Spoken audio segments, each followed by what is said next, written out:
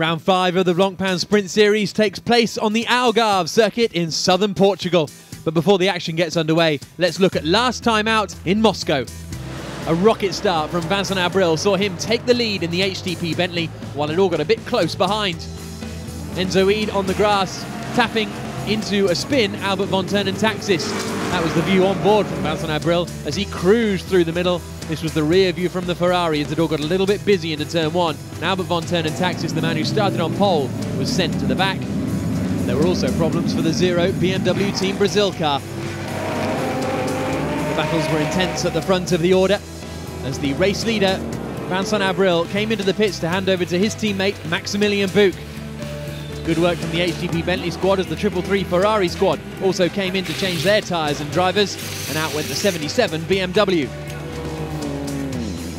Robin Frains was pushing hard, trying to make up positions, but he'd soon come into the pits to hand over to Laurens van Thor. They got involved in a first corner incident in the qualifying race, so had to start at the back for the main race and were working their way up the order. Caca Bueno recounted his story of the start of the race. The battle was on between the 333 Ferrari and the 77 BMW, all over second position. Norbert Siedler was pushing hard, trying to get past Valdeno Brito in front. Meanwhile, trying to catch them, Laurens van Thor spun. That dropped him down a position behind the 3 WRT Audi of Stefan Ortelli.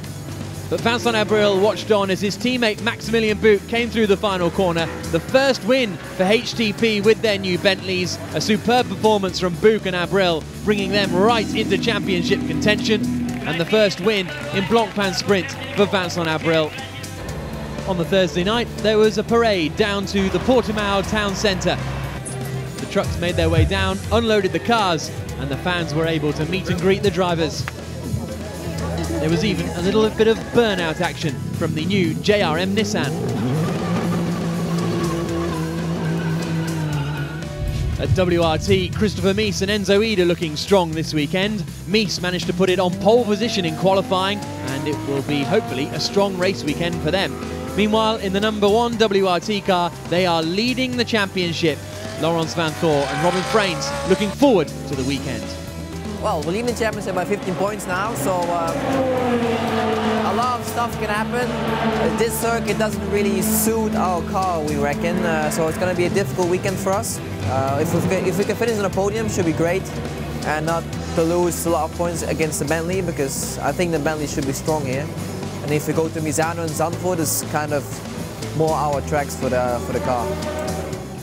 At Phoenix Audi, once again, it'll be Marcus Winkelhock and Nicky Meyer-Melnhoff. In Moscow, Nicky Meyer-Melnhoff had to leave before the racing got underway, so Marcus had to do the whole races by himself.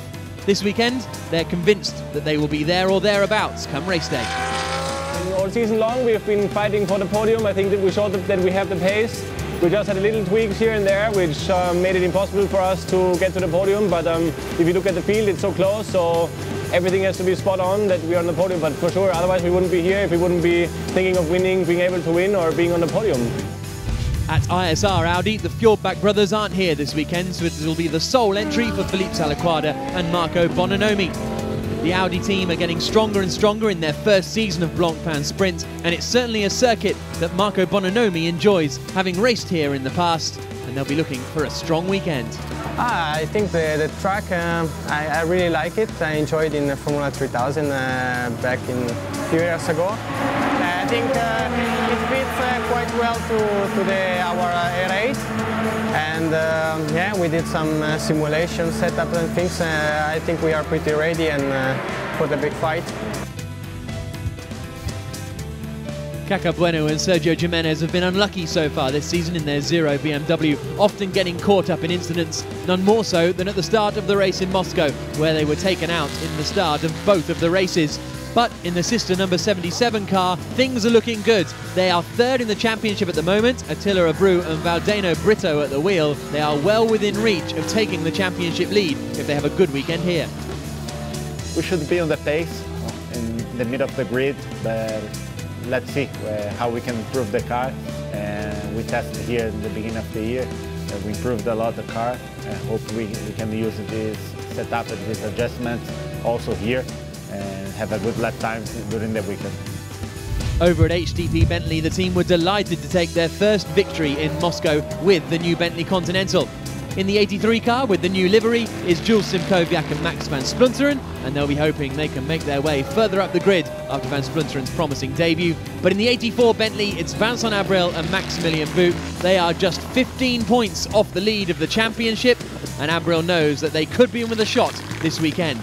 I think we'll be probably a bit better than Moscow because there's less traction corners, which is a bit the difficulty with the car, to turn the car also in those very tight corners that we had in Moscow, so it won't be worse for sure, I hope.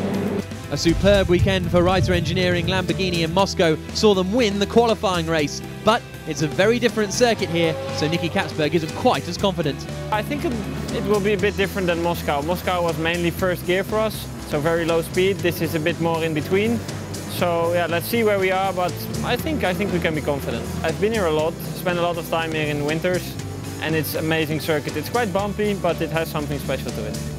Craig Dolby and Sean Walkinshaw have made a switch from the MRS GT Nissan squad to the JRM Nissan squad. They'll be hoping it will result in some good performances this weekend. They've had a decent season so far, with a bit of bad luck at times, and hopefully for them, Portimao will turn their season around. Yeah, I think it's been going pretty well. We've had some really, really good results. We've just had quite a bit of bad luck. We've lost that occasion on the pit stops and stuff like that, losing quite a few championship points and positions. But on the whole, I'm really, really happy.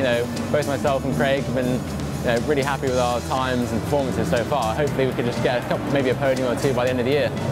It's been an up and down season for the 333 Rinaldi Ferrari squad. They had 2 podiums last time out in Moscow though, so they are genuine frontrunners coming to the Algarve. It's the first season for Rinaldi in the Blancpain Sprint Series, and for Norbert Siedler and Marco Seefried, there's been an awful lot to learn as they enter one of the most competitive GT championships. Yeah, we have learned a lot actually, the drivers, mechanics, everybody learned a lot. Monza was already good at the beginning of the season, and everybody told us that the sprint will be very difficult for us, but actually we showed that we are really competitive there as well. Yeah, and let's hope to be again on the podium, and we want to fight for a victory, for sure.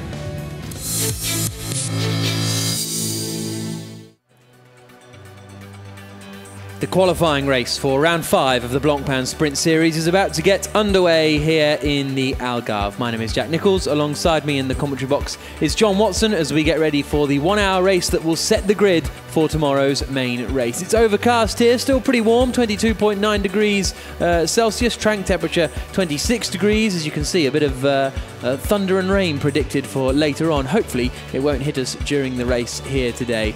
It's a fantastic circuit, this one, John. Ups and downs, lefts and rights, fantastic. Yeah, 4.6 kilometre lap, 15 turns, turn 15, that big roller coaster ride of a double right-hand corner that takes you onto start-finish straight, where we've seen speeds getting up to in excess of 270 kilometres per hour. Ferrari on one occasion, that's the single Ferrari in the race, got 275 kilometres per hour. And I'll take that any day of the week. Absolutely. There you can see the grid forming up. It's not long now before we get the formation lap underway. The race due to start in just 5 minutes' time. On pole position on the left-hand side is Christopher Mies. Alongside him on the front row is the 84 Bentley of Vincent Abril. Then it's Van Thor and Winkelhock on row 2. Ortelli on the left, Dolby on the right. They are on the 3rd row of the grid. Then we've got Marco Bononomi and Norbert Siedler in that lime green 333 Rinaldi Ferrari. Next up, Sergio Jimenez on the left in 9th position on the grid, alongside Jules Simkowiak in the 2nd of the HTP Bentleys. It's Frank Stippler in 11th place on the grid alongside Alexei Vasiliev, and then Valdeno Brito right there down in 13th position on the grid. They are 3rd in the championship, and joining them on the back row is Christoph Buchu driving that GT Russian team Mercedes SLS. Formation lap about to get underway then, and as far as the championship is concerned, briefly, it is Robin Freins and Laurens van Thor who are leading that championship. They have got 78 points, 15 points clear of Vincent Abril and Maximilian Buch, who are then subsequently 4 points clear of Valdeno Brito and Attila Abreu. So that's the way that the championship is going into this 1-hour race. Only not a huge amount of points up for grabs in this qualifying race, just 8 points for victory, but it's all about getting your grid slot for tomorrow. Yes, but also what's happened here this weekend is that all of a sudden, actually, if you look at the grid, drivers, the position, sorry, just to cut across, had been dominated by a lot of penalties being applied for track abuse. Something to watch for in this 1 hour event this afternoon. Mies and Abril then on row 1, Vanthor and Winkelhock row 2, then we've got Stefan Ortelli and Craig Dolby on the 3rd row of the grid, and then on row 4 we've got Marco Bononomi and Norbert Siedler. They will be in 7th and 8th positions respectively. Then we've got Sergio Jimenez, the first of the BMW Team Brazil cars. The BMW's not really liking this circuit here. We've got Frank Stippler and Marco Asma. Then on the next row of the grid, rounding it off with Valdeno Brito and Christophe Bouchou. The 88 Lamborghini will have to start from the pits if they can get going. There are the cars then making their way around. No sign yet of the 88 Reiter Engineering Lamborghini. We'll see if they leave the pits. They've got to change the engine after a problem in qualifying, and whatever happens, they'll be out for the race tomorrow, but it was getting touch and go for today. I mean, it's been an interesting qualifying, as I say, really dominated for me by the number of penalties that were issued to drivers who had just completed a great lap and then realised that they'd exceeded track limits, so that's something we're going to keep an eye on. And also, actually, just noticed on the 5th row of the grid, Cacabueno and Sergio Jimenez in the BMW. After qualifying, there was almost like a bit of a standoff between Jimenez and Bueno in the pits, because Jimenez was having a right go at Bueno, and Bueno was refusing to look him in the eye. So obviously there was something there's the Lamborghini waiting to start, so it will take the start, thank goodness. But obviously, even within a team, there was a little bit of uncomfortableness about what one or the other may or may not have done, or how they conducted themselves in that qualifying session. So, interesting session all told. Absolutely, it certainly was. And we've got Christopher Mies on pole position for the first time this season. It's the 3rd WRT Audi pole. I think it's the 4th WRT Audi pole of the 5 races so far. Only Nicky Katzberg and Albert von Turnentaxis, last time out in Moscow, were able to stop them as they now make their way around. So good to see Nicky Katzberg at the end of the pit lane in that Reiter Engineering Lamborghini. Expect him to be charging up through the order pretty swiftly. There's the final corner at turn 15.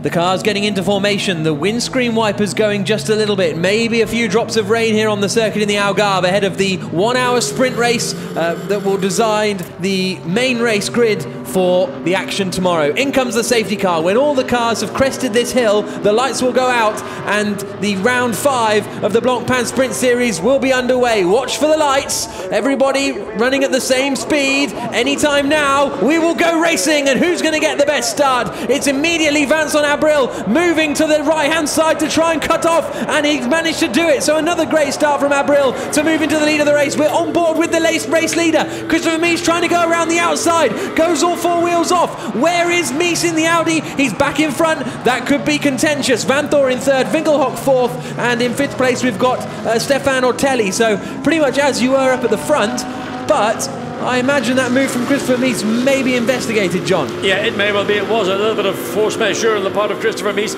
He got heavily squeezed coming down into turn 1. He then repaid the pleasure on the exit of turn 1. He had to go off track, but in doing so he gained position. Again, there must be spots of rain around the circuit.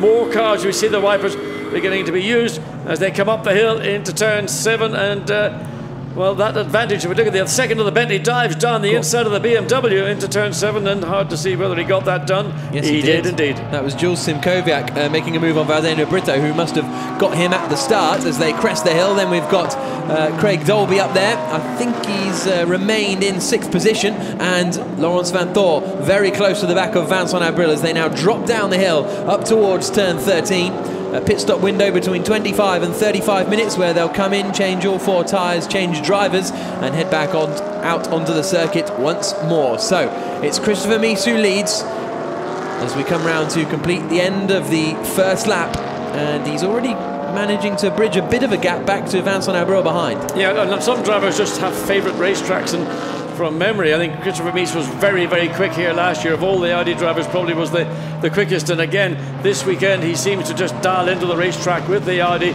where others have maybe struggled in those Audis. Christopher Mies, now look at the Bentley, look at the straight line advantage he thinks he's got, but he hasn't got any advantage when it gets into the braking. Again, a little wipe of the windscreen. Oh, side by side here, and that's the Rinaldi Ferrari trying to force his way past Frank Stippler. And in fact, I think that's Stippler going past Seidler rather than the other way around. Yes, so that's 8th position now for Frank Stippler, and he started in 11th place in that number 4 WRT Audi. So that is good work from Stippler. But you can see, couldn't you? Oh, the Nissan slowing down. Craig Dolby, or is he on the attack actually, coming down towards the left-hander hairpin? We'll try and have it. No, he is slowing down. He pulled over immediately to the left, so something has happened to that Nissan. Craig Dolby has slowed right down. The entire field has now gone through, waiting for the Lamborghini's also gone through. So a great disappointment for that team. They were expecting great things, always evolving motorsport, now running the car on behalf of Sean Walkinshaw. So something that's going to take that car back into the pits effectively out of the race. Windscreen wipers on a little bit more regularly, a couple of spots of lens on the camera there as well. Car 2, which is Christopher Mies, our race leader, has been told he must respect track limits, and also that overtake is under investigation now by the stewards. Yes, and there's Sean Walkinshaw, disappointment on his face. I have to think that what happened to Christopher Mies was that he was put into a position. Now, he could have backed out of it, that's the argument, and he did gain a position, which is going to be the counter-argument, so it will be interesting to see how the stewards read that particular event. Now, look how good the Bentley is through this final corner. Make a sort of mental note of the gap between the two cars there, the race leaders, and then wait and see them as they come across the line now, because it's going to be absolutely a bit closer as they come through and charge down the back straight, and he is definitely closing in as they come down towards turn 1. Damage on the other Bentley now. There's waved oil, there's debris on the racetrack. Now, whether that's as a result of contact, but the other thing is the Bentley has got about a 3 or 4 kilometre benefit advantage in top speed. Again, back to this battle with the Ferrari and the number 4 Audi. And it's Frank Stippler's. Oh, there's been a bit of a challenge there, I think, by Vincent Abril, but he's not quite close enough as they come out now onto the stretch, down towards the hairpin at turn 5. And Christopher Mies is having to go defensive on the run down towards the hairpin. And there's nothing at the moment that Vincent Abril can do, and he needs to have half an eye on what's going on behind him as well. Exactly that. Who's lurking behind? The L-man, Laurens van Thor. Championship leader. Marcus Vingegaard actually is the fastest man of anyone in this first sector. It's a gearbox problem for that Nissan, for Always Evolving Motorsport, and that is a real shame for Dolby, because they had there's a Marshall getting the debris off the circuit. It was from the Frank Stippler's Audi. Yeah, never happy to see Marshalls running on racetrack. Fortunately, the entire field is at the far side of the circuit, and that little bit of debris has been cleared. But the battle for the lead, Christopher Mies being advised about abuse of track limits, and that's the first call that we have seen. We're only, what, 5 minutes or so into the race, and already one driver has been given a warning, and I'm sure teams are on the radio to all their drivers to advise them not to abuse the track limits. Laurens van Thor much closer to the back of the Bentley, coming through turn 14.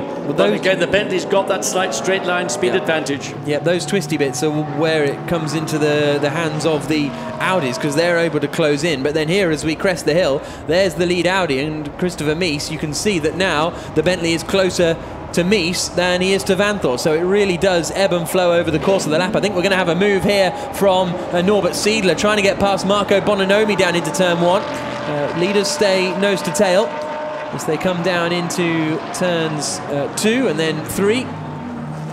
Try and keep an eye out for whether Seidler made that move on Bononomi for 6th position. That'll be the next 2 cars. Yes, he did. So Seidler manages to get through in the Rinaldi Ferrari. Probably more an electronic issue with the gear shift on the Nissan that's making its way down to the end of the pit lane. So hopefully that's all it is.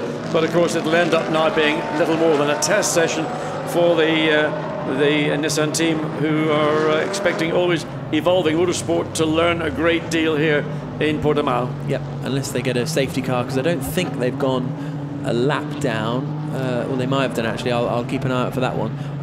Laurens van Thor is the fastest man in this first sector. There's the charging Norbert Seidler in the 333 Rinaldi Ferrari. They're not really in championship contention, down in 5th place in the standings. There's his teammate Marco Seefried. Yeah, he had a massive spin coming through turn 15 early on this morning in qualifying, and rotated, I think, the best part of 360 degrees before he got the car more or less pointing in the right direction. And a bit of an early morning wake-up call for the German driver. Yep, certainly is. So here are Race leaders again, it's Mies leading, Vincent Abril second in the HTP Bentley, third Laurens Vanthoor in the WRT Audi, then it's the Phoenix Audi of Marcus Winkelhock, ahead of the other WRT Audi of Stefan Otelli, and then we've got Marco Bononomi, who's a couple of seconds further back, coming through. No, we haven't, of course. We've got Seidler. We saw him go past Marco Bononomi, so we'll see how quickly Seidler can try and close in, and already Nicky Katzberg has made his way up the order. He's now up into 11th position, I believe, as they come across the line. Yes, he's got past Jules Simkovic on that last lap, so Nicky Katzberg in that 88 Reiter Engineering Lamborghini is making progress, and he could well be within the top 7 by the end of this stint, I'd have thought. Yes, of course, he's going to hand over. Well, there we're going to see the start again. This is going to be the big squeeze at Vincent Abril. He went literally from left to right, reasonably aggressively, but of course everybody else behind, the Christopher Mies then was forced over to the right as well. But here, as Mies attempts to go around the outside, there is... No, there's... Well, I mean, for me, Mies put himself there. I think he has got... He should have backed out of that one, because he gained an advantage. He was quicker, ultimately, from the corner than the Bentley would have been. And the Bentley is ahead here when you get on the brakes. Legitimately ahead. But Mies brakes much later to take more speed off towards Portimao.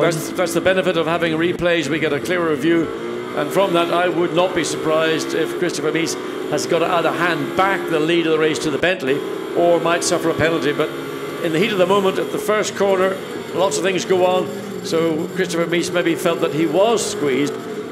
My view is now that he could have backed out of it, or if he did get the benefit, let the Bentley then retake the lead. Contact going on. I mean, that's always what happens down in turn 3. The BMW nosing into the back of the Ferrari as they come now through the final corner, and we've just had confirmation on the screens that it's a drive-through penalty for car number 2, Christopher Mies, for overtaking while not respecting the track limits. There you can see the message from race control up at the top.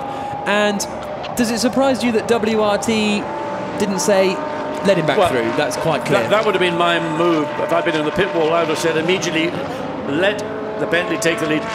The issue is partly the fact that he gained an advantage, but it was an abuse of the track limits, and this is getting hammered home this weekend in a way I've not seen it happen for a number of seasons. No. And not before time, not just in Blancpain, GT, SRO, whatever, but in motor racing in general. The abuse of track limits is something that's been getting out of control for many years, and I wish we were seeing more, if you like, headmaster-like control from race directors around the world, and imposing penalties for drivers who just don't seem to get it.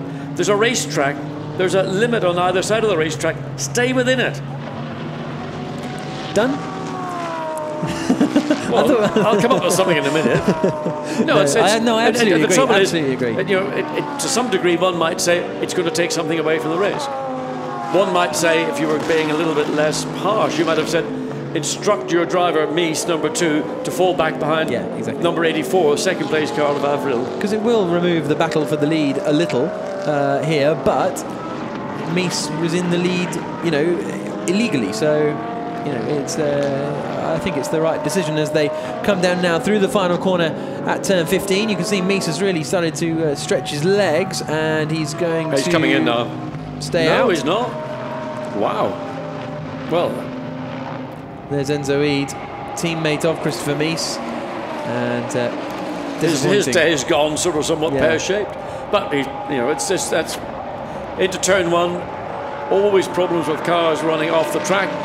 Running off the track was one of the issues. The other was getting the advantage. So the double kiss, as it were, has led to this penalty, a drive-through penalty. And I'm sure Christopher Mies will not be happy. In the meantime, Nicky Katzberg has now got ahead of the BMW of Sergio Jimenez up into 9th place, and he's got just directly ahead of him Frank Stippler in the number 4 Audi. Yep, good drive there from Nicky Katzberg. We're on board with Laurens Vanthoor coming down into the hairpin of turn 5. That's the what will be the race-leading Bentley of Vincent Abril in front of us as we climb up through 6, then into 7 and 8, the double right-hander. You can see how the Bentley was able to throw itself and take a lot more speed into that turn 7. And there's the move done for Nicky Katzberg. He's now up to 8th place, past Frank Stippler into turn 7. And another position gained for the Lamborghini. Really impressive drive this from Katzberg, as we've come to expect. Yes, I mean, Nicky Katzberg did a brilliant job. We know that just a month ago in the Spa 24 Hours in a BMW for the VDS team. Now he's got Marco Bononomi directly ahead of him and only 0.8 of a second, so he's going to have his sights. Realistically, he's going to be looking at a top 6 position, which is, considering he started from the rear of the field, albeit we haven't got as large a field here as we've had in other events. There's the rain beginning to tell its tale. And how much is that going to come into play? Because if it does actually get sufficiently wet, the pit stop windows between 35 and 25 minutes, teams will not want to have to go in, put on a set of wets, and then realise they have to go back out again or come in again and put on. So the whole thing is going to be in the hands of team managers and weather forecasters and looking skywards. Right now, track is dry, although there are raindrops falling.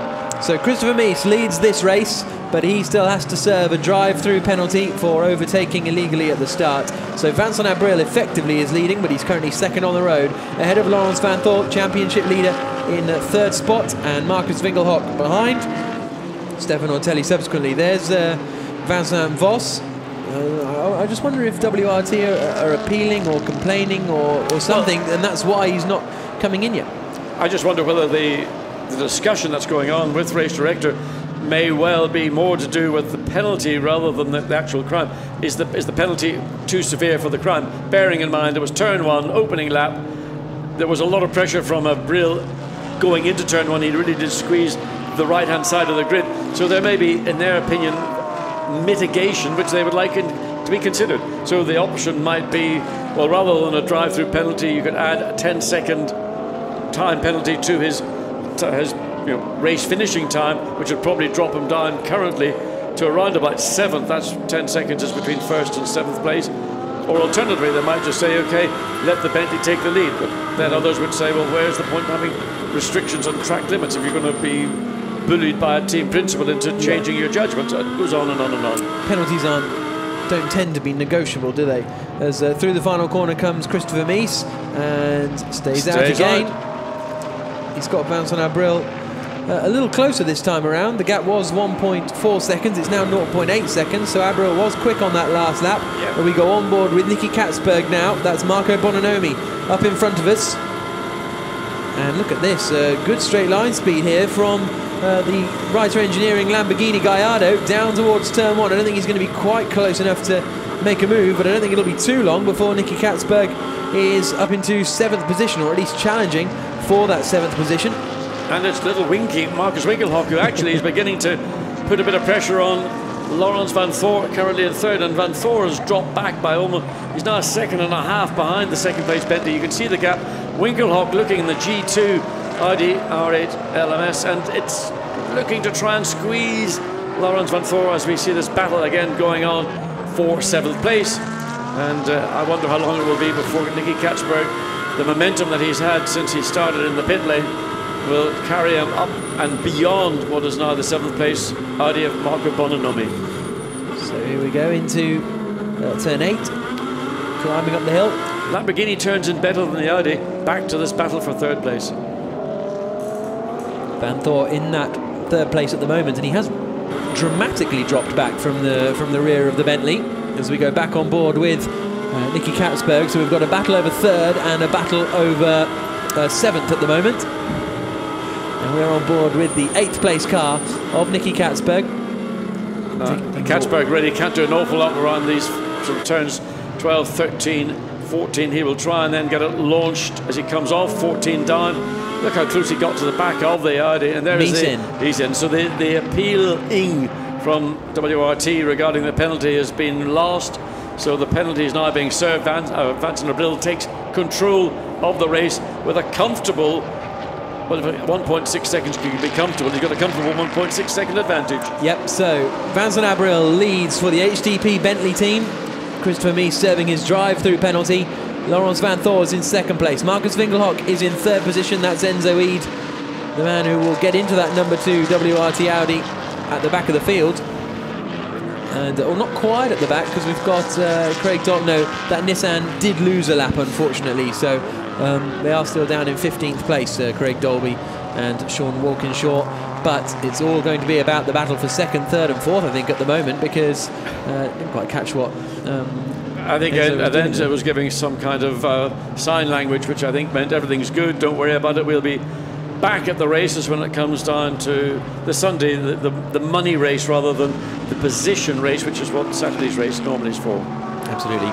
43 minutes left, and off into the gravel trap goes Marco Bononomi. Damage to the right rear. Is that a consequence of a tap from the Lamborghini? Well, or is that secondary damage? The Lamborghini was there, and he's managed to keep it going and get himself out of the gravel trap. That's good work from Bononomi. Well, in fact, maybe that was just the way the light was shining in the bodywork. There's no damage whatsoever. Just was a quirk. Here we go into turn 7 back. And coming into turn 8 himself. Between turns. He got on the curb and spun it up. He spun the right rear and the left rear at the same time, and on the slippier curve it just rotated around. So Felipe Salaquada walks back and thinks, well, my mate was doing a good job, but that he's just given away 7th place to Nicky Katzberg, who will now be lasering in on the tail of the number 6 or 6th place Ferrari of Norbert Siedler. Yep. But here comes Marcus Winkelhock. Look how close he is to the back of Laurens van Thor, and the braking for turn 1. 42 minutes to go here in the qualifying race of the 5th round of the Blancpain Sprint Series season. And championship leader Laurens van Thor is under big pressure now from Marcus Winkelhock, both in Audi R8s, but one being run by the WRT team, the other being run by the Phoenix Audi team. But don't get too excited, because we've still got the pit stop to come. And whatever we've got on racetrack right now, and there's a battle going on for that second place between the respective Audi teams, it'll all come down to who is most efficient in the pit lane. Certainly will. But what was I talking about? Pit stops. Yeah. So pit stops will be ultimately the decision factor, whether Bentley can get in and out quickly. We know that Audi do really good stop in, change out pit stops. The other Bentley is down in 10th place at the moment. Jules Simkowiak at the wheel, quite up close to Christophe Bouchou.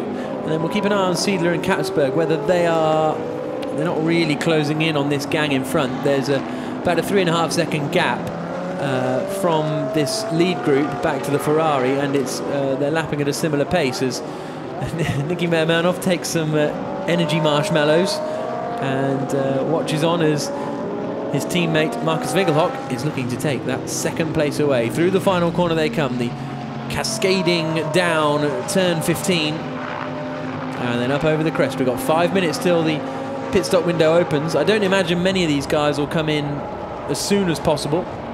They'll probably stay out for a little longer. I would think that they will stay out as late as they can, primarily because with that uncertainty about the little sort of rain shower that we had, really not noticeable on the circuit itself, but we saw the wipers on cars being operated, so you don't want to come in and then really having to make a pit stop, a second pit stop the following lap, so they're going to probably hang out as long as they can.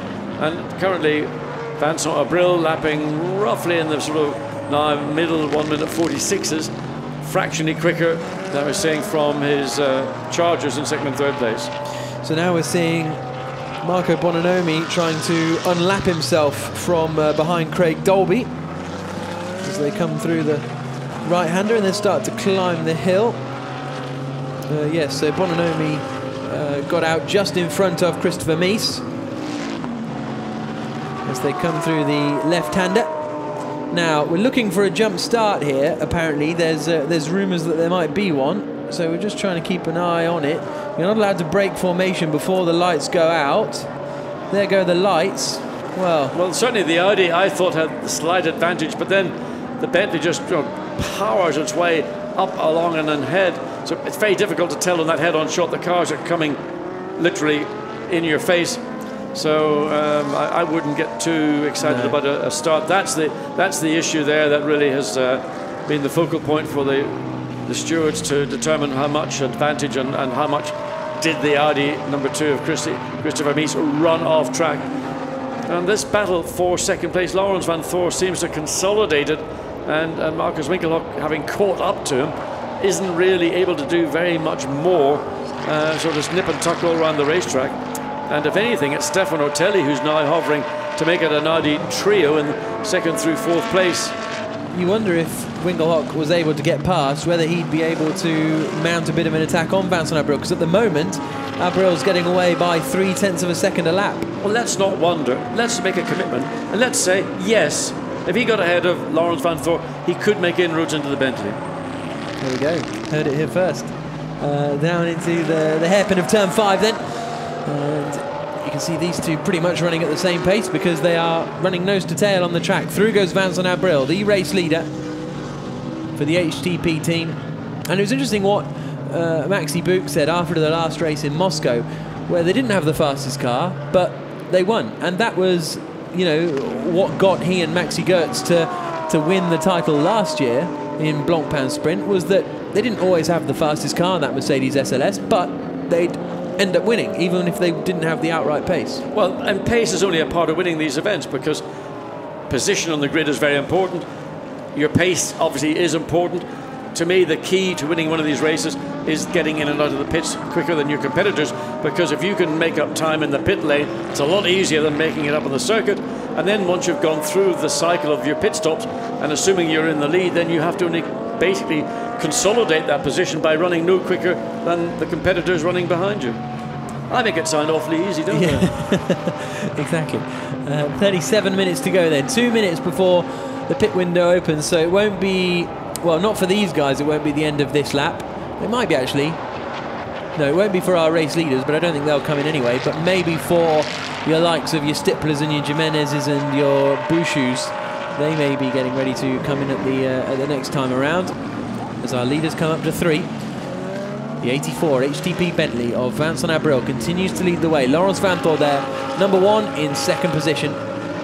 And Winkelhock is close, he's close. Yeah, but he's close, but he knows that he can't afford to take the risk. If he's not capable of getting alongside Lawrence Van Thor, for example, here into turn 5, if he tries to take a punt down the inside from a long way back, the inevitable is going to happen. That would be contact between the two cars, and that would be the worst option of what we see right now, where I'm sure Winkelhock feels that, and I think he's justified in feeling it, if he was ahead of Lawrence Van Thor, he could certainly try and make some inroads into that 2.5 second advantage between first and second.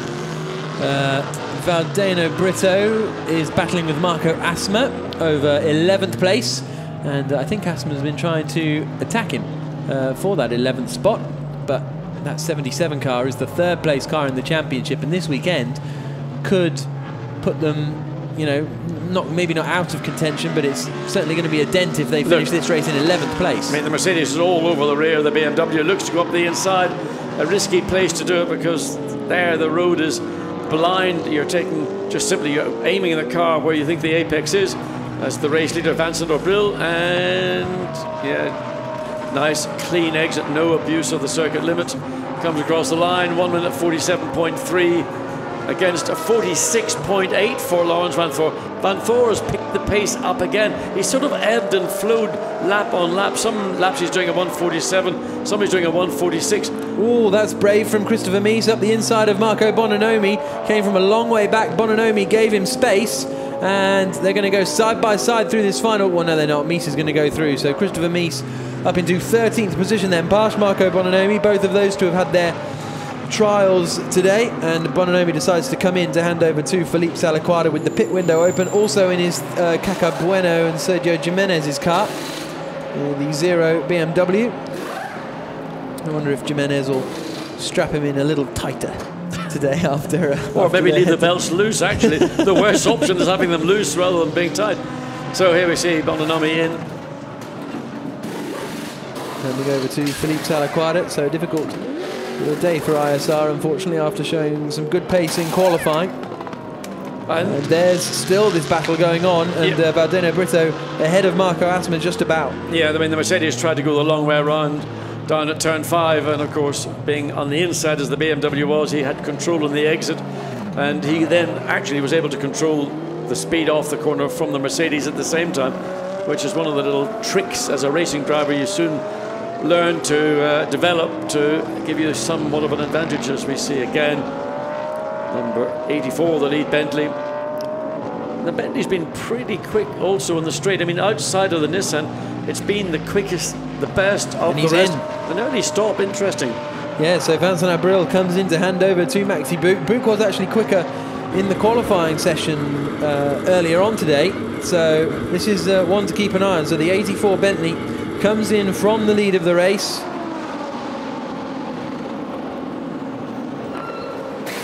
Now there is Max Buch in his new helmet. Used to be a sort of orangey, reddy number. Now he's gone blue, like the car, I suppose. Let's see how well this pit stop goes for the HTP squad. A very experienced outfit. Away go the tyres. The car goes off the jacks. Good stop. And away it goes. Looked pretty clean to me. Yeah, I think they'll be happy with that one. And, you know, the guys, that's what it's all about. You know, they came in, the pit lane was clear. They didn't have any concern with any other traffic around them, so they did their job and did it well.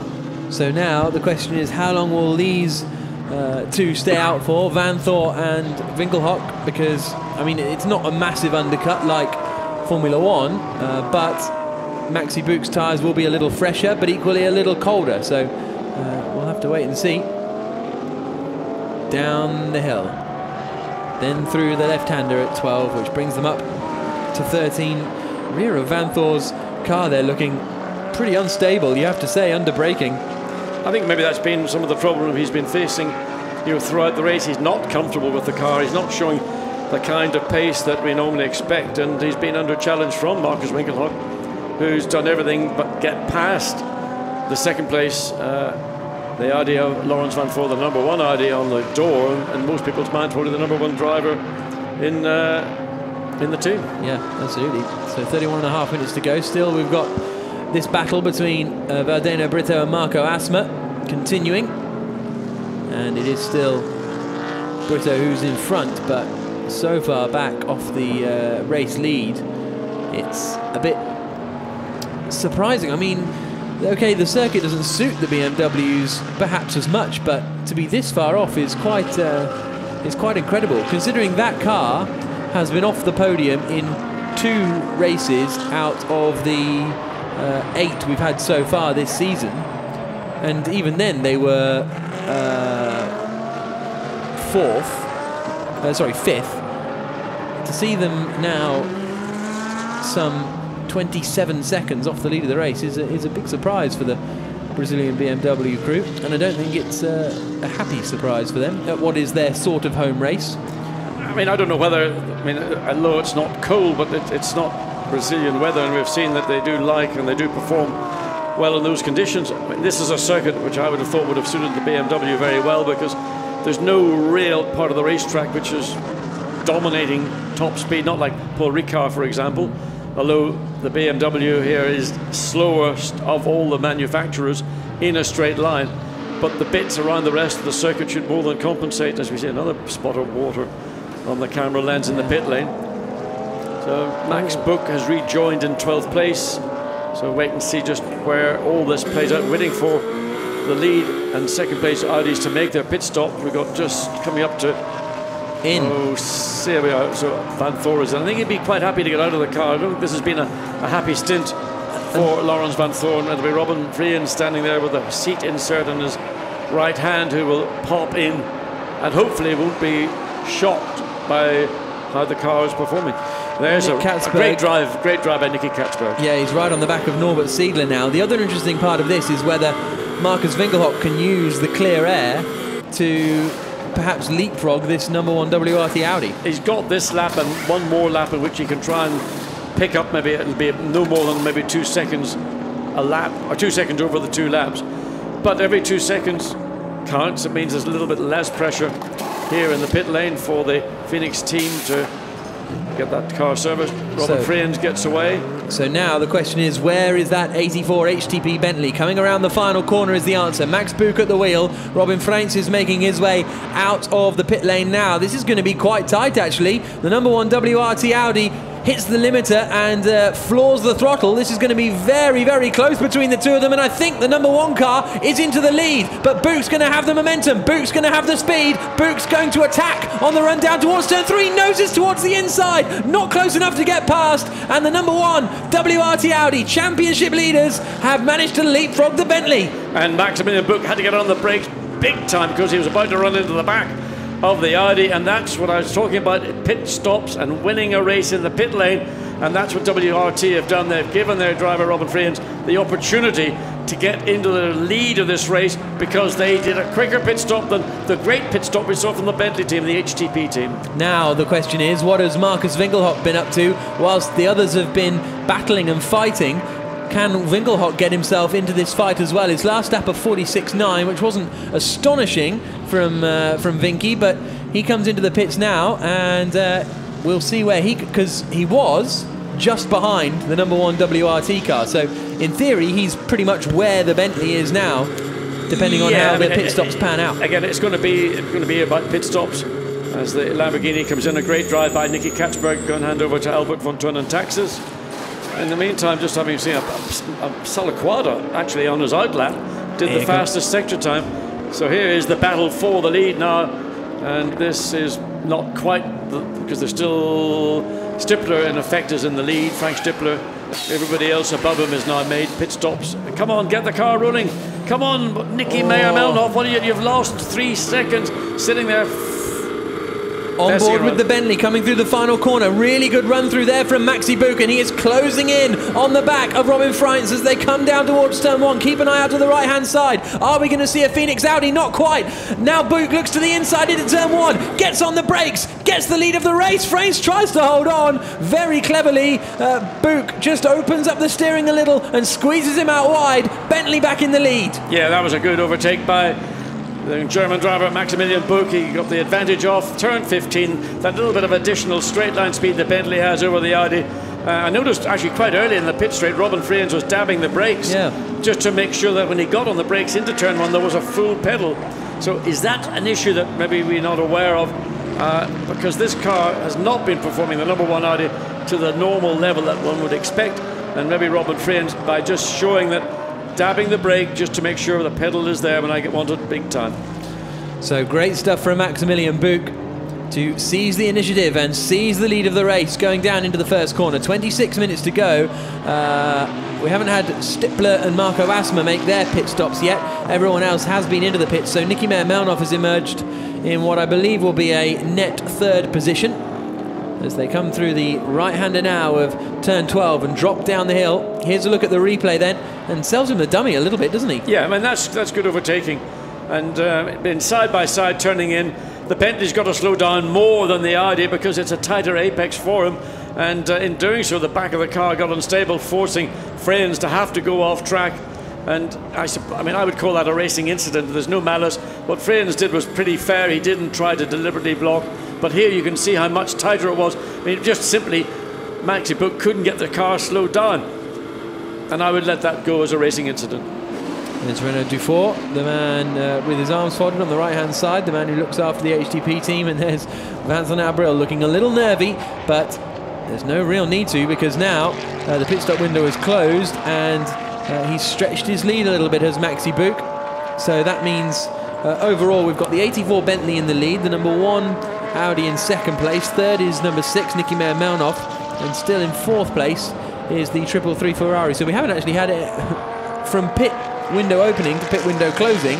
The positions are the same, but we've had a few change rounds in the middle. Yeah, I mean, in fairness, WRT did a great job on the #1 Audi. They turned it around fractionally quicker than HTP did with the Bentley. But of course, Max Buch behind the wheel, and with his dander up and a bit of momentum on the straight, put himself into a position, was a bit untidy at the end of the straight, did force Robin Friends off the track. But as I say, that one I would put down to being a racing incident, and there was no contact between either car, which I think is a good sign of both the quality of driving of both the drivers. Now this is Caco Bueno in the 0 Brazilian BMW. He's right up behind Stefan Rakelmi, one of 3 Monegasque drivers in the field, and they're battling over 9th position. So what's that, row 5 on the grid for tomorrow's main race. We've that just hasn't cancelled out, has it, since James Nash came into the pit lane. So yeah, race order is as it was. The next thing is going to see what kind of pace Marco Seifried can do and whether he can possibly close in on Nicky Meyer-Melnhof. Here comes our race leader over the line. Maximilian Buch, a second clear of Robin Freins. Then in third place is Nicky Meyer-Melnhof. Now on that last lap, Meyer-Melnhof did a 46.7, whereas Marco Seifried did a 47.4. So Seifried nowhere near quick enough at the moment to close in on that third place number 6 Phoenix car. And then we've got Albert von Turnhen-Taxis in that 88 Reiter Engineering Lamborghini. Good drive from them, considering that they started from the pit lane. I think it's been an outstanding effort by Nicky Katzberg. Now it's up to Albert von Turnhen-Taxis to consolidate that position. So Albert will, you know, now, unlike in Moscow where he got mugged literally at the start of the Sunday race, sorry, I beg your pardon, the Saturday race, because we had 2 races on the Saturday. He's driving now basically without having that pressure of a lot of traffic around him, and can focus on the 333 Siegfried, Marco Seifried driven Ferrari, which is currently in 4th place. So if the race were to finish like this, the gap at the top of the championship would come down to 13 points. And if they finished 1-2 in this same order tomorrow, then the gap at the top of the championship would come down to just 6 points going into the final 2 races of the season at Misano and Zandvoort. So that's the way it lies in terms of the championship, with Buch and Abril closing down on Laurens van Thor and Robin Freins. We're on board now, though, with Marco Seifried. So he's got a little bit of pressure from behind, and that's pressure that's 1.2 seconds behind. And Albert von Turnhen-Taxis will do a very good job for the Reiter Lamborghini, but Nicky Katzberg clearly on a slightly different level. Leave it there. Yep, absolutely. There come our lead 2, still separated by just 1 second. And they were almost identical lap times on that previous tour for Maximilian Buch and Robin Freins. Nicky Meyer-Melnhof in 3rd place has not been able to, get his Audi up to the back of the number 1 Audi in 2nd place, which is where we saw those 2 Audis leave the track when they made their pit stop. So there was a slight delay in leaving the pits for Nicky Meyer-Melnhof, and that's pretty much as a battle coming down Philippe here. Salaquada looking to the inside of Enzo Eid. He manages to get the inside line, and that's 11th position now for the ISR Audi. Now that's how you do it. That's a clean overtake. Enzo Eid recognised that he had no choice, but Salaquada got the car slowed down, and he didn't overrun as he got to the apex. So good bit of driving by the 2 Audi drivers. And then we'll see whether Valdeno Brito can, well, it'll be Attila Abreu now, won't it, in the 77 car, whether they can close in a little. Here's a look at the replay. Yeah, I mean, side by side, and Enzo goes over to the left, Salaquada, but the key is Salaquada gets the car slowed down, that he can take a line and not then have to run very, very wide and almost run off the circuit, as we did see Maximilian Buch do when he was getting a pass for the lead from Robert Freins.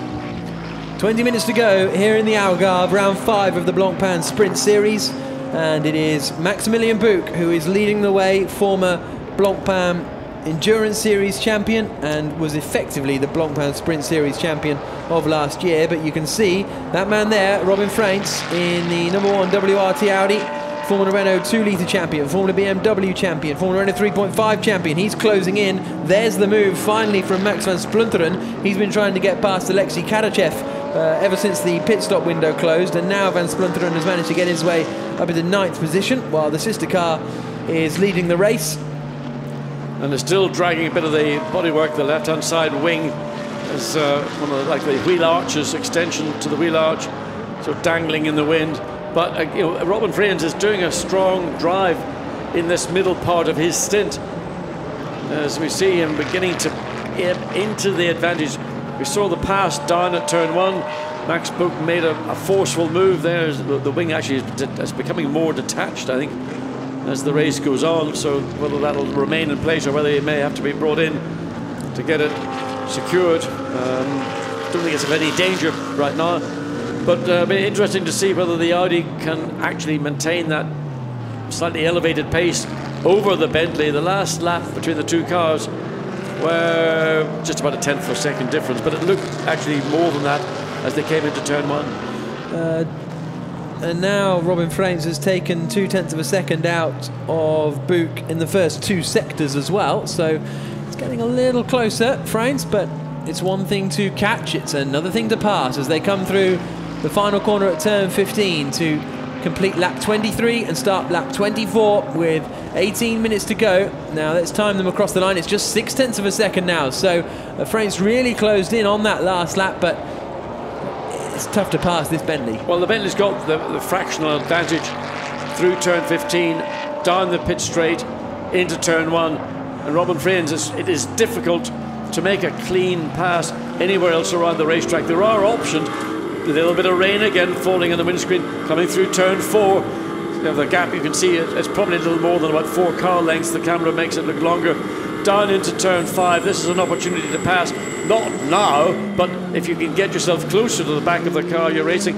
Again, closes the gap and now maintains. He's shut the gap down, and the Bentley hasn't been able to, that sort of seesaw between braking and accelerating.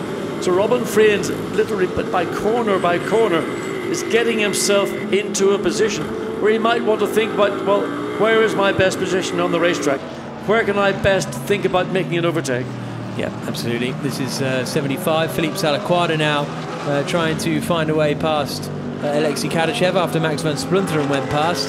But the great place to watch that onboard is into the final corner, because you have the Bentley up in front of you. Here's the look from Salaquada. He goes through past Kadachev. That car still recovering from spinning into the gravel earlier on. But yeah, you're on board with the Audi, and the Bentley just disappears away in front of you through the final corner. And it must be very kind of disheartening almost to see. Now just watch him here. They're nose to tail through the final corner. The trouble, he will lose a little bit of aero on the nose of the car. You can see the gaps opening up. And again, once they get now to the straight itself, that's where the Bentley can consolidate. It's got that 3 to 4 kilometre advantage. And Robin Frames is sitting there, pushing his foot through the firewall, and I mean, probably trying to push it through the radiator if he could manage it, just to get another few miles an hour or kilometres per hour. So this is not the part of the racetrack where it's going to happen for the Audi driver, other than a mistake from Max Buch coming through turn 15. Then the momentum will shift. The best chance is going to be for Robin Frames is going to be down into turn 5. At this point, though, he needs to be much closer to the rear of the Bentley. And you can see again that 4 car length gap. Yeah, which then closes down. It closes down to about 2 and a bit, and he stays like that up the hill. So under acceleration, nothing gained, nothing lost by these 2 cars. Through turn 6, on the brakes into 7. No way you can really pass a competitive car here without endangering both cars. 8 is just really an extension of turn 7. Then the uphill, then the plunge down, the compression into turn 9. Don't want to think about trying to pass up the hill into 10, because it's a blind apex you're approaching.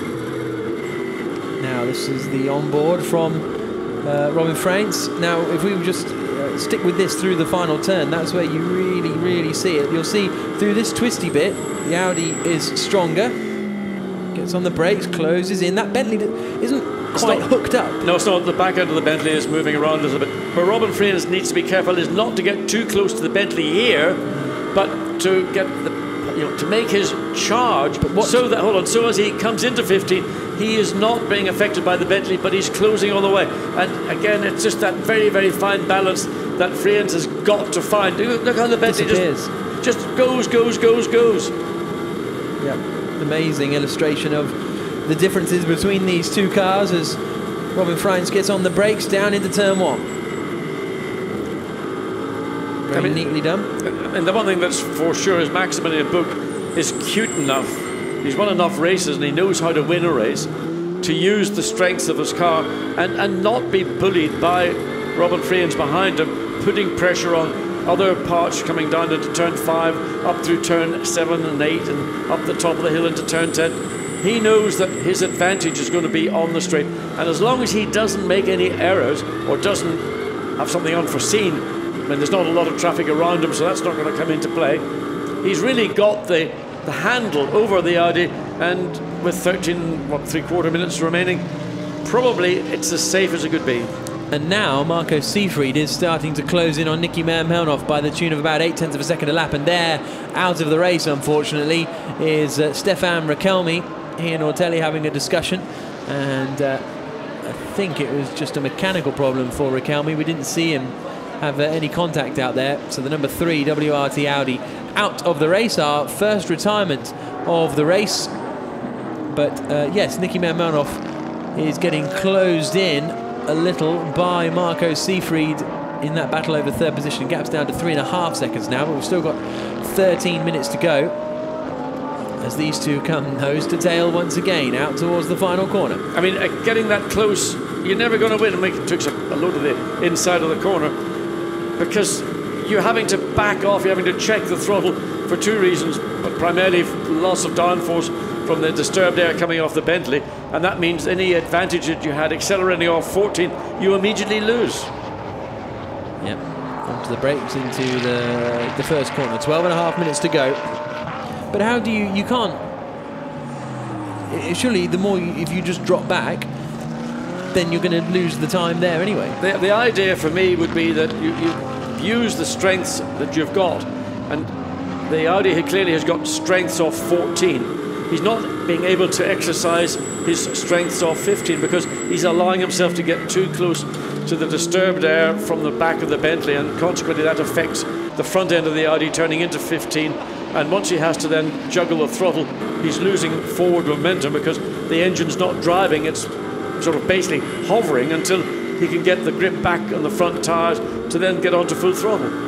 We've also got a battle brewing for 6th place. Caca Bueno in the BMW Team Brazil car is closing in on James Nash by about 0.6 of a second a lap, and there's only 1.8 seconds between them, so that's one to keep a half an eye on as well. Meanwhile, Seefried and Mermelnoff, gap came down again, but only by a couple of tenths. So with 11.5 minutes to go, I think that's a big ask for Marco Seefried. We go on board. Look how hooked up that Audi is, and I mean, I don't think Max Buch's missing the apex there intentionally. No, there's a chance, a very slim chance, for the Audi to get alongside under acceleration. As you can see, the Bentley sort of just making its way to the outside of the corner. But again, Buch has done enough to keep the momentum, and now he's going to be happy days. I'm sitting in the straight and I was going 3, 4, 5 kilometers per hour quicker. Even the aerodynamic drag that the Audi is enjoying is still not enough to keep it in touch with the rear of the Bentley. How frustrating is that if you're Robin Frains? Do you just start losing your mind, or do you just have to try and think about things? Well, I mean, I think he's thinking about everything that he knows and is within his own repertoire. He's doing a good job. He's certainly clearly much quicker through the tighter parts of the circuit than the Bentley is, but he hasn't been able to get enough of a run to put himself into a position where he could make a clean, he could take a massive punt and come down the inside, locked up, bang into the side of the Bentley and hopefully continue in the lead. Well, that wouldn't be very clever. Look how much he has foreshortened the benefit of the Bentley from turn 5 up the hill through 6 into 7. And that all then just evaporates, but as soon as they exit turn 15, adios, I'm away, you know. And Pierre Dieudonné, the Audi coordinator, he knows, he's a racing driver, he knows precisely what Robin Frains is having to deal with. And it is a frustration. There is an opportunity, I think, on the entry and exit of turn 14. If Frains can force the Audi up alongside or almost alongside the Bentley, I'm not sure Maximilian Buch would want to make an issue of it in turn 15. That's going to be the best chance, I think, that we can expect from the Audi. So it's down into, he's taking a wider apex now. If he can get the car in, get on the power now, but he's not getting on it any earlier, really, than the Bentley is. Well, it's fascinating stuff, isn't it? 9.5 minutes to go. Through go the two cars, the final corner, and out once again to complete their 28th lap of racing here at the Algarve, and we've got nose to tail for the lead of the race between the two championship leaders. The car we're on board with is leading the championship, the number 1 WRT Audi of Robin Frains and Laurens van Thor. Abril and Buch, who are leading the race, are second in the standings, 15 points behind, and this also gives them provisionally pole position for the race tomorrow if they hold on to take the victory. I guess there's also that, isn't there, of, you know, it is only the qualifying race. You're not going to do a crazy lunge. Now watch car 1 here, Robin Frains, through this final corner, and there you can see he's got two wheels. He hasn't got any wheels on the tarmac, and that is how the stewards decide whether you're going a bit OTT. Yeah, and I think there will be a warning given for that. There'll be no penalty. There'll be a warning. If you repeat it again and again, then I think the penalty could come. And we know that the stewards and the race director are being much more strict on that here this weekend. And Robin Friends, I don't think that was an intentional move to gain an advantage, but he was on the margins of being, given a warning for that. So you can see the Bentley leading the way. And there's Dieudonné and Vincent Vos having a discussion. Albert von Turn and Taxis's pit stop is under investigation as well for the Reiter team. Not 100% sure what for, but that's a message that we've got here from race control. Now 7 minutes and 50 seconds to go through turn 14 now. The long right-hander that takes us down to 15. The final corner on the circuit.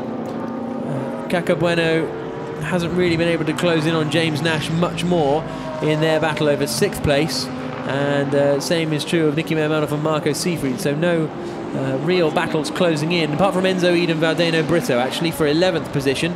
They're separated by just half a second at the moment as they plunge down into turn 1 with Maximilian Buch leading the way. Not won a qualifying race yet so far this season. Abril and Buch, they took their first win last time out in the championship race in Moscow. And that all came down to a very quick start from Vincent Abril. And again, they managed to get the lead of the way, get the lead of the race away here. Very strong off the line, aren't they, the Bentleys? Yes, I mean, it's a circuit I think they've done quite a lot of testing at, and a circuit that seems to suit the qualities the Bentley has. There's a little bit of tension you can see within the pit lane, fingernails getting bitten, and with 6.5 minutes or so to go, Robin Friends is running out of time in terms of putting a major move onto the lead Bentley. He's tried hard everywhere around the racetrack. He's just simply been outgunned when it comes to the straight line performance.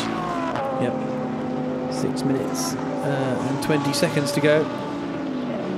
Car 71 has been told to respect the track limits as well. That is Alexei Vasiliev in the Mercedes, who's running last of our runners on the lead lap so far. So it's not just the leaders who are getting warnings. Very wide there for Maximilian Buch, and this could be an opportunity for Robin Freins. Buch's made the mistake. Freins will try and go all the way around the outside. That's not going to work, but he'll try and get the cut back and desperately bring some pace into the final corner, but he's got to be careful not to take too much curb. And it's the little bit of rain that's beginning to fall. I wonder whether that up in turn 13 was the cause of Buch making that minor error. You could see it from the on-board, and that gave Robin Freins a chance, but unfortunately he went to go the long way around turn 14. Buch on the inside was not going to have any of it at all. But, 5.5 minutes to go, still a bit of racing. Yeah, more than we absolutely. thought. One little error like that just can suddenly transform. Both drivers make Buch be a little bit more careful, think, oops, next time I come up to turn 13, is my car going to be secure? And Robin Freins is going to be thinking, he's got a problem, I'm going to work on him up there.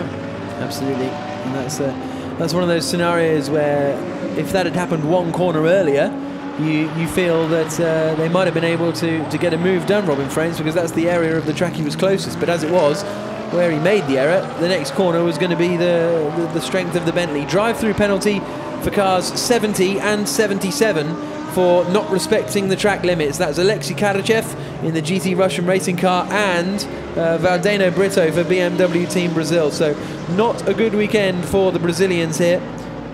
In the 77 car, they look to be falling out of championship contention. 4.5 minutes to go, and it's still this battle for the lead that's keeping us all entertained here in southern Portugal. Just about an hour away from Faro, as they swing up the hill now. This is where Buch made the mistake last time, and that's where we've seen him go wide most laps, really. He's been struggling to get the Bentley turned into that left-hander of 13. Didn't get caught out this time. You're wise to there was just that little bit of rain began to fall up in one of the higher areas of the racetrack. Again, Freins needs to be careful not to take too much of the inside of turn 15. And Buch is now consolidated. He's got himself back to basically where he was before that minor little wobble. And the gap is slightly less on the straight this time than it has been maybe in some other laps, but still nowhere near enough. And there we look and see. This is, maybe comes up and he turns in and watch the back of the car. It's just about to bobble. It just looked, that camera doesn't give it such a, it was the onboard shot from the Audi that really gave us, there we see it now. That's the shot that really gave us the indication. But of course he was being forced to the outside of the corner the long way around, the dirtier line. Book was able to keep the inside line tight. Friens made the cut back, but again, no momentum to take him forward. Vincent Abril watching on as his teammate Maximilian Buch continues to lead the race. 3 minutes to go, so we've probably got a couple more laps to go as they swing through the right-hander now up the hill again. Still in third place, Nicky Meyer-Melnoff for the Phoenix Audi team, and that'll be a great result for Meyer-Melnoff and Phoenix. That'll be their first podium of the season so far, their first podium since the final race of last year in Azerbaijan. Fourth on track, Marco Seefried, and fifth on track is Albert von Thurn and Taxis. And again, Friens trying everything he can to get a little bit of an advantage, to do something a little bit different. Through 14 now. He's got a very good drive there, but you can't make an overtake into that final corner, can you? So he has to drop away from the back of the Bentley in front just for a moment. They're coming across the line now to start what will be, I believe, the penultimate lap of the race. So 2 to go here in the Algarve. And it is Maximilian Buch who's leading the way down into turn 1. John has headed off to go and interview the race winner, whoever that will be. We will find out in the next 2 minutes or so. And then you can see Abril looking on a little nervously, because he knows that Max Buch has what it takes to hold on. But the question is, can he? Down to the hairpin again. Von Thurn and Tax is still in 5th place. Good drive from him. Then Nash and Stippler 6th. Walkinshaw and Dolby are still running out there in that Nissan from the always evolving motorsport team.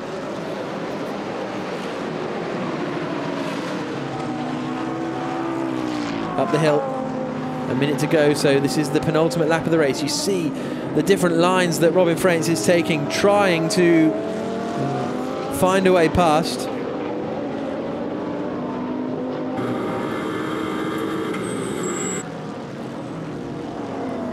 There's the left-hander of 13 that seems to give that Bentley a bit of trouble. As we look back from Maximilian Buch, now we look forward from Robin Friens.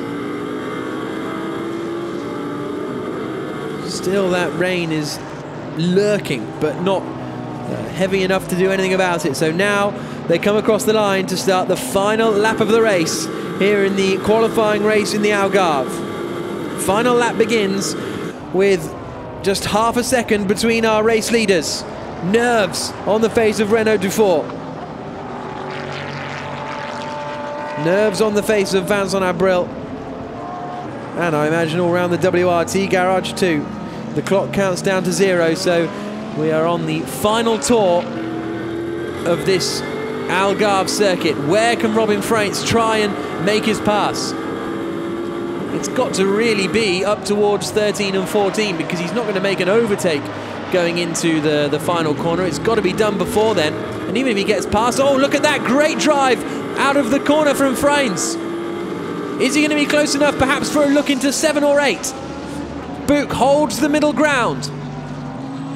And Friens is getting really close now. Much wider line to take into turn 8. And now he's going to have the drive up. They'll crest the hill. The next corner's a left-hander. And he's going to get squeezed towards the outside. Tries to go all the way around the outside. Robin Friens side by side for the lead. There's contact. Friens is through, but he can't get it stopped. And that means that Buch is going to hold on to take victory here in the Algarve. Round of applause from the Bentley garage, because HTP think they've got it wrapped up now. Just 2 more corners to go. What a move that was from Robin Friens. If it had come off, it would have been superb. But Max Buch has held firm. They won The last race of the championship 9 weeks ago in Moscow, and now the men who are second in the championship are going to take some points out of Frans and Van Thor's lead. It's victory for HTP here in Algarve. Maximilian Buch and Vincent Abril win the qualifying race. It's second across the line for Robin Frans and Laurens Van Thor, but what a race that was, and what a final lap, and what an effort as well from Robin Frans to try and get through. He knew he had to do something different. He almost pulled it off. Third across the line, Nicky Mermelnoff and Marcus Fingelhock, their first podium since Baku last year. Fourth across the line, Marco Seefried and Norbert Siedler. It's a fifth place for Albert von Turnentaxis and Nicky Katzberg after starting from the pit lane. Sixth across the line is going to be James Nash, just about from Caca Bueno, so Bueno closed in towards the end of that race. But what great clean racing that was as well. I think that was the highlight of that. Max van Splunteren comes through in 8th position, and he wins his class. Philippe Salaquada finishes in 9th. 10th is going to be Enzo. No, I think Enzo Eads lost out on this last lap. What's happened to... No, there goes Ead across the line then. Oh, the Karachevs, they're about to lap him, so that's what confused me. He finished a place behind Enzo Ead, but he was about to be lapped, so that explains that one. So it's Ead in 10th. Alexei Vasiliev wins the Pro-Am class in 11th position. 12th for Karachev, 13th for Brito, 14th for Walkinshaw, and Stefan Rakelmi failed to finish the race. And there is the 173 Nissan, but wow, what a final lap that was. And you have to say, full credit to Robin Frans. It didn't look as though he had any chance of even making a move happen, but he very, very nearly got there, side by side through that downhill left-hander at turn 9, up the hill into 10 and 11. Fantastic, clean racing from, you have to say, two of the top young talents in the world. Maximilian Buch, Blancpain Endurance Series champion, FIA GT3 European champion, and Robin Frans, who had a fantastic few seasons in single Zetas where he won Formula BMW, Formula Renault 2 litre and Formula Renault 3.5 in consecutive years. But it's Buch and Abril who come out on top and will start tomorrow's race on pole position. They also bring the championship lead of Van Thor and Frans down to just 13 points. And Frans has just been given a warning flag for car number 1, which is the car he's driving, clearly. So he's been given a warning flag for track limits. I mean, he wasn't pushing it too much, was he? I think there was that one time he went a bit overboard, but in general, I thought they were reasonably behaved. But it's going to be great to hear from Maxi Buch, because he really had pressure on that final lap. And well, I don't think you could get more pressure than he was subjected to, as the cars make their way around. And I think he's just taking his time on the way back to the pits, isn't he, Maximilian Buch? That's the first time he's taken the checkered flag this season. Here's a look at it again. So Frans had done well. It all came from the hairpin. Buch went a little defensive into the hairpin. Then Frans gets the drive out of this corner. The next hill, the next turn is a downhill left-hander. Look at that, around the outside. A bit of contact there. I think there's the tiniest of touches. And Frans just couldn't get it stopped quite in time. Fantastic, clean racing. I don't think either driver will have any issue with what went on there. It was absolutely superb stuff. There you can see Laurens Van Thor going in to have a chat to Robin Frans, who did all he picked up a puncture. He's picked up a puncture on that final lap then. So that's the left front. So yeah, there must have been, a puncture picked up from that contact. And they're having a chat, but the race winner is there in the pit lane now.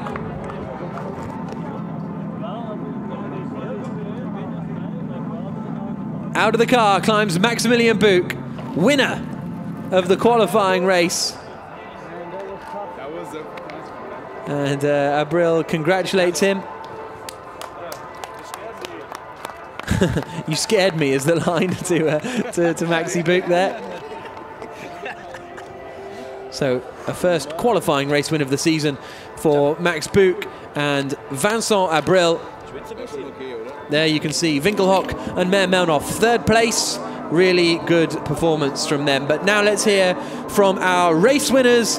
They are both down there in the garage with John Watson. Well, I'm just with Maximilian Buch. Robin Friens has come along to say, well done. But tell me, Maximilian, that was tight up into turn 9. The lead of the race that you'd basically been controlling looked like it was about to all go in one corner. Yeah, it was tough. It was really tough race. Robin was all over me in my stint, all over my back. He was faster, but for sure in the last lap, it shouldn't be so easy to overtake me, especially if it's for the lead and for a good base for tomorrow. So I'm quite happy that I made it. Now, you were a bit hard on him into turn 1 just after you started your stint. Do you think he sort of was trying to pay that back? Was it hard? Was it ever? I mean, I didn't touch him all. I mean, I went to the inside and I had to break down the car a lot because of track limits. Like everyone needs to respect track limits.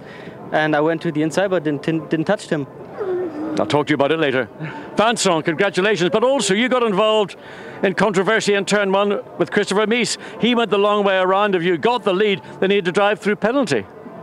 Yeah, as he should, because I didn't know where he was really, because I saw him coming back and he carried a lot more speed, of course, going outside the track. So from then I just kept calm. I knew he was getting a drive through. So yeah, the first thing was good for us, and we managed to pull a little bit of a gap. And then Maxi did a fantastic race, and the last lap was tough to watch, but really nice move. Well done, both of you. Congratulations.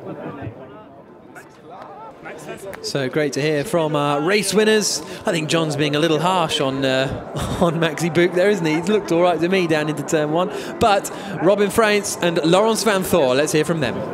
Laurens and Robin, I'll start with you, Robin. I mean, last lap you made a great effort to try and find a way to take victory. Yeah, it's been a long race for me.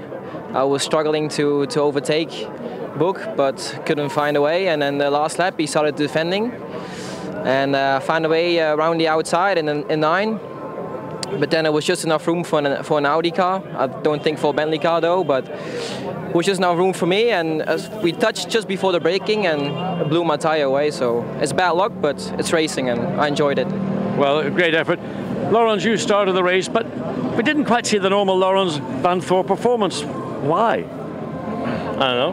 No idea. No, I was not as performed as I want to be. I was struggling a bit with the feeling on the balance of the car. So yeah, I need to work a bit as well. No, there's not you. Obviously, there's something wrong with the car. And in fact, Marcus Winkelhock, your Phoenix partner, was pushing you all the way. I mean, do you feel that if you had let him take your position, he could have pulled away? I just asked him. He said probably not. He said we were pretty similar. Maybe he was like half 10 quicker or something. I was trying my best, but I was struggling a bit. So I need to improve a bit the car or my driving. Let's see. But in the end, we knew here it's a very strong track for the Bentley. We're very close to them. We're almost in the same ballpark. So I think that's very positive, and there will be other tracks where we will be stronger as them that we know. So we're looking at the championship picture. So. Well done, guys. Great effort, Robert. Well done. So there is Marcus Winkelhock and Nicky Mer Melnoff. Mer Melnoff had good pace towards the end. Let's hear from them. Marcus, Nicky, third place. I asked Laurens van Thor the same question I'm going to ask you. We thought that you had more pace than the #1 Audi today. If you'd been ahead, could you have caught down the Bentley? Yeah, it's a difficult question. I think I was maybe just slightly faster than Laurens. He was pushing like hell, I was pushing. But when I was behind him in the slipstream, I got some mid-corner understeer, which was a bit annoying, but I was for sure not much faster, but maybe could have been a little bit more, a bit faster. So your teammate, Nicky, gave your car in third position. What happened in the pit stop? Looked a bit slow. Yeah, it's a slight problem, I think, with the starter. The cranking of the engine didn't work as we wished for, but you just press the button and wish that the car is getting moving, so a little bit of a moment there, but from then on I could push, and I was only looking forward and maximum attack, tried to get close to the fighting too, but then they were slightly pushing away, pulling away, but I'm so happy. The team worked great, and for such a long time now, all season and last season, we've really worked hard to get on the podium here, and I think from pace-wise, we deserved it a long time ago, so I'm really happy to be back on the podium. Well, you're always smiling. Well done. Congratulations. Thank you. A very happy Nicky Meermanhoff, as you would expect. Here's a look at the results after 34 laps of racing around the Algarve, and it is victory in the end for the Bentley Continental GT3 for HTP. Max Buch and Vincent Abril holding on. Robin Freins and Laurens Vanthoor finishing second, and in fact Freins doing a good job to finish second after he blew the tyre on that final lap. Meermanhoff and Marcus Winkelhock finishing in third. Siegfried and Siedler in fourth. Von Turner, Taxis and Katzberg fifth after starting from the pit lane, which was a very good effort from the Reiter Engineering Lamborghini team. Then the next to the WRT Audis, Nash and Stippler, Cacabueno and Sergio Jimenez. Very close behind them. Van Splunter and Simkoviak win their Silver Cup class. Salaquadra and Bononomi 9th. Ede Meese 10th. Vasiliev and Asma 11th. And 12th place in the end for Alexei Karachev and Christoph Bouchou. And then we have 13th place for the 77 car of Attila Prue and Valdeno Brito, who were handing a time penalty for track limits at the end. Sean Walkinshaw and Craig Dolby finishing 14th and a lap down after a gearbox problem. Riquelme and Ortelli having to retire. So that means then, as far as the Blancpain Sprint Series points are concerned, it's 13 points between Robin Freins and Laurens Vanthoor at the top, to Vincent Abril and Max Buch in second. Abreu and Brito, without scoring, have dropped back a little bit now, really, from those two in front, so they're going to have their work cut out if they want to take the title. Further down, you can see Winkelhock and Meermanhoff moving up to 9th position after their first podium of the season so far. And Craig Dolby and Sean Walkinshaw picking up some points as well. 15 points for them. Bononomi and Salaquadra, a race to forget for them after Marco Bononomi spun it into the gravel trap when he was under pressure. So there you can see the drivers gathering behind the podium. And they will be going out onto the podium in a couple of moments. You were a bit harsh on Maxi Buch, weren't you, John? Well, I took his breath away. In fairness, I mean, he made the manoeuvre, didn't get the car slowed down, forced the Audi out off the track. I was just asking him the question, you know, that's my job. His job is to do what he did. But he didn't like being asked the tough question. So sometimes it's not always, you know, sweetness and light. No, exactly. But there are our race winners. Vincent Abril and Maximilian Buch. For the second time in a row, they are on the top step of the podium. It's only the qualifying race, but they take 8 points. And the top step, and crucially, pole position for tomorrow. And that Bentley on pole position is going to be a force to be reckoned with. Absolutely. I mean, the car's got the speed where it counts. I have to say, I mean, I didn't see the Robin Freins attempt to overtake and take the lead of the race. But certainly, I mean, he found a position, made the position, forced it, and did a great job. And I mean, I think everybody here appreciates the efforts he made to take the lead and take victory here today. Yeah, it was fantastic. And there, on the third step of the podium, are the old guys, I suppose, looking at this podium. It's Nicky Meermanhoff and Marcus Winkelhock in third spot. But on the top step, the HTP team. And there is Renaud Dufour, the man in charge of the HTP team, who goes and shakes hands with everyone. And in respect of them, it will be the German national anthem that we will hear on the podium. I think we've still got, yes, here come Jules Simkoviak and Max van Splunteren, the winners in the Silver Cup class. And then we've got the Pro-Am class winners as well to come. After a strong performance. Oh, and there's the Bentley crew getting the Mechanics Award as well for winning the Silver Cup. And I think we have still got our Pro-Am winners. Yes, here we go then. So it's Alexei Karachev there on the right-hand side. it's Marco Asma and Alexei Vasiliev who won the Pro-Am Cup. And now then you've got the Pro-Am Cup team representative. Quite a busy podium, that one. And soon we will have the German national anthem for the HTP squad. They obviously haven't thought about the prize for the winning commentary team. No, exactly. I think we're in a class of our own with that one, quite literally. So, a fantastic performance from Maximilian Buch and Vincent Abril. They take victory here in the Algarve. It's Germany on the top step, Germany on the third step, Belgium on the second step. But a superb performance from Maximilian Buch and Vincent Abril. They had some real pressure behind from Robin Freins and Laurens van Thor, but they managed to take victory and get pole position for the main race coming up tomorrow. So make sure you join us tomorrow for the main championship race in round 5 of the Blancpain Sprint Series. We'll see you then.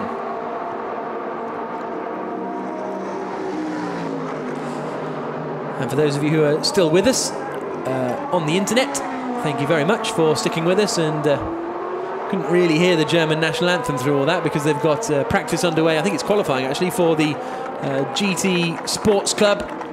But Paolo Pinheiro hands out the trophies to Maximilian Buch and Vincent Abril on the top step. And second place for Laurens van Thor and Robin Freins. And Nicky Meyer-Melnoff and Marcus Winkelhock on the third step of the podium. Their first podium, as I've said a couple of times now, since Azerbaijan last year. And fantastic performance from them. And they're very happy with that. But do we think the Audi or the Bentley is quickest here in Portimao? Well, I think in lap time there's probably nip and tuck between the two of them. It's really more which part of the racetrack the Bentley has the advantage, and it's got the advantage probably in the most critical part of the circuit, which is the exit of turn 15, which is a quick downhill double apex right-hand corner all the way along pit straight up to about 270 kilometers per hour. And it's the way the Audi is set up. They could probably make it as quick in a straight line as the Bentley by taking a little bit of aero out of the rear wing. But then they would lose some of the other advantages around the circuit. And they may well look and say, well, let's go that way with one of our cars. If you can live with the drivers with a little bit of maybe lack of rear grip, but give you top speed, which give you a really clean opportunity to get into contention for a lead in a straight line. Let's think about it. That would be part of what I would do if I was part of the Audi family, thinking about tomorrow. So there are our winners on the top step of the podium. Trophies aloft for Maximilian Buch and Vincent Abril. Now the champagne is being brought out, and there's going to be quite a lot sprayed, I think, because we've got quite a busy podium. Maximilian Buch and Vincent Abril are the victors. Jules Simkowiak and Max van Splunteren there on the left-hand side getting stuck in straight away. Nicky Meyer-Melnoff over the moon to spray the champagne. I think he and Winkelhock could have been on the podium in last time out in Moscow, were it not for Meyer-Melnoff having to go. Here's a look at the highlights of the qualifying race then. At the start, it was a superb getaway from Vincent Abril, forcing the issue and taking the lead of the race away from Christopher Mies. Christopher Mies, though, in the Audi went all the way around the outside at turn 1 and retook the lead of the race illegally. So later on there you can see Mies in the lead. He took it illegally around the outside of turn 1, and he would later be given a drive-through penalty, which would demote him well down the order. There he went, and an unhappy Enzo E. Marco Bononomi spun off the track whilst under pressure from Nicky Katzberg, who had to start from the pit lane. Then in came the 84 HTP Bentley. The drivers swapping over. Out gets Abril, in gets Maximilian Buch. Their pit stop, though, a little slower than the WRT Audi team. So away went the Bentley. They came in a lap before this pairing of Robin Freins and Laurens van Thor. And then this is how close it was for the lead. The 84 Bentley of Max Buch almost getting up the inside there, going into 2. So close. A little bit of a slow start here from Nicky Meyer-Melnoff in the number 6 Phoenix Audi, but they still managed to end the race in 3rd position. There was the dive up the inside from Maximilian Buch, forcing his way past and back into the lead of the race. It was then up to Robin Freins to try and close in, managed to go all the way around the outside at 9. They went side by side up into turn 10, but that was where the puncture happened. As a result, Robin Freins couldn't get it stopped in time, and Maximilian Buch held on to take victory in the qualifying race here in Algarve. Join us tomorrow for the main race, where the championship points will be up for grabs.